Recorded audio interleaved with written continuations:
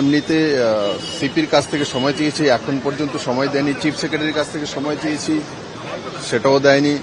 ল কলেজে যাওয়ার জন্য সেটারও পারমিশন দিচ্ছে না। তো এই রাজ্যে একটা অরাজকতা করে রেখেছে।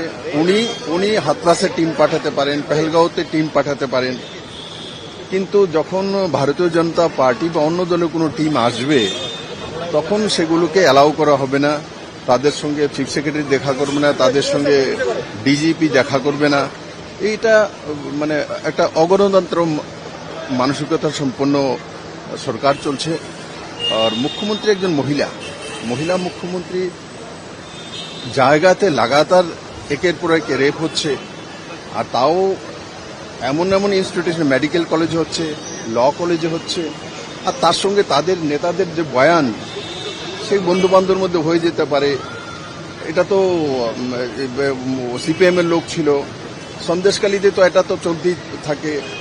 তারপরে যদি কেউ ডেমনস্ট্রেশন দেয় তাহলে ষড়যন্ত্র করছে, তাদের হাত পা ভেঙে দেবে। এই যে মানসিকতা সম্পন্ন সরকারের ভাষা, তার কারণে এই ধরনের ঘটনা লাগাতার বাংলাতে ঘটছে। আর সবচেয়ে বড় বিষয় হচ্ছে যে বাংলাতে মহিলারা সুরক্ষিত না। যেখানে 50% উপরে মহিলা, সেখানে যদি মহিলারাই সুরক্ষিত, ল কলেজেই সুরক্ষিত না হতে পারে, এটা ল স্টুডেন্ট যেখানে পরে উকিল হবে, অন্যের জন্য লড়াই করবে, সেখানেই রেপ করে দেওয়া হয়। তো বাংলার